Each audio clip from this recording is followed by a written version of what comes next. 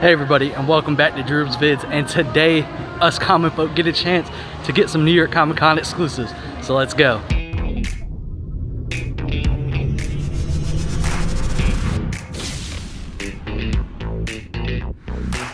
Tell everybody, everyone we know, we ain't got time for that today,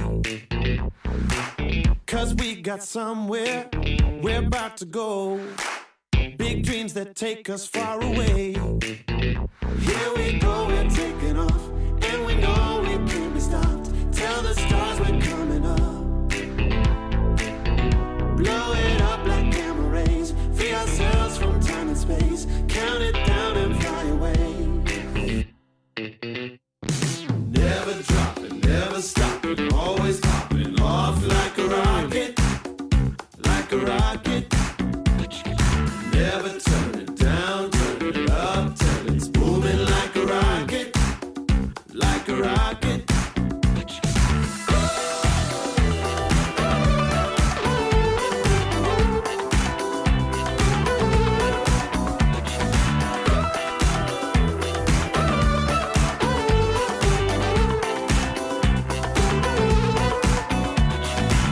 Leave all your troubles, take back control.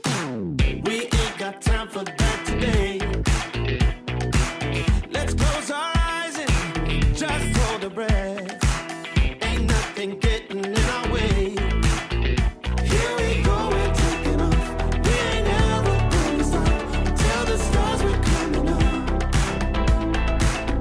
Blow it up like gamma rays.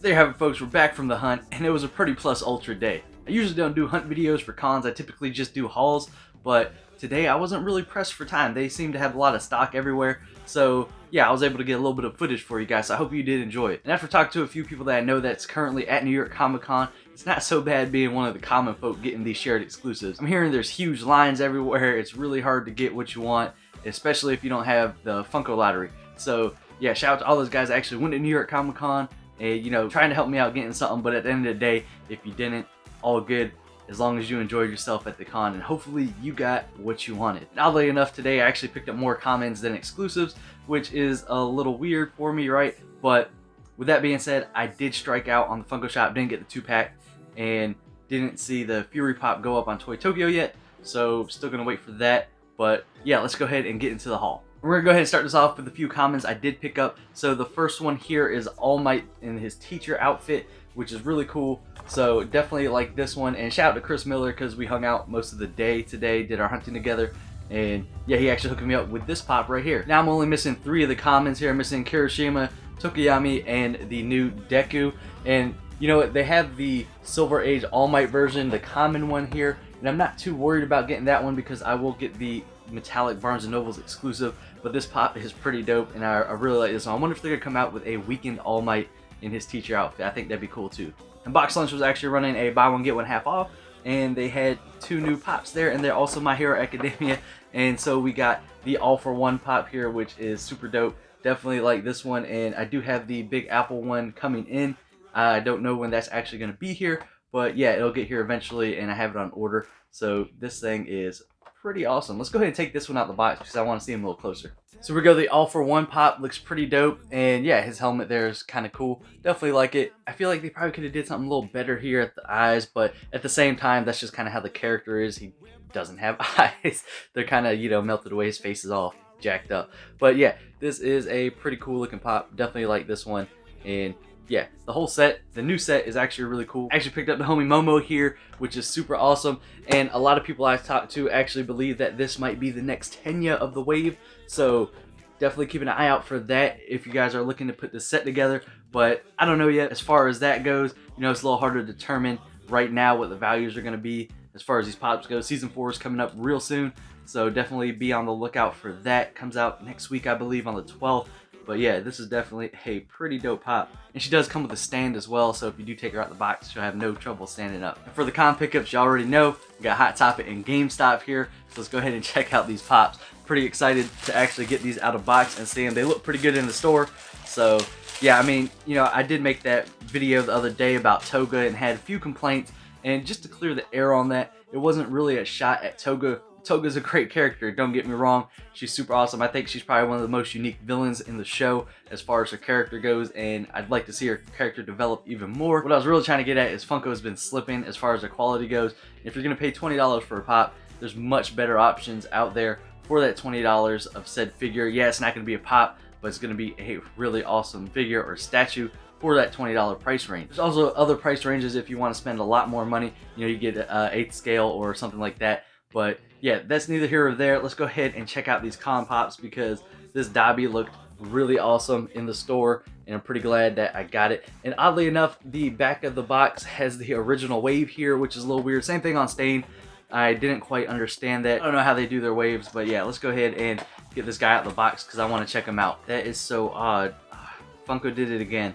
This thing, okay, so it looks really cool, and realistically, if you're holding it, you know, a little far away, or it's on yourself a little far away, you're probably not going to notice, but I don't know if I'm just being picky again.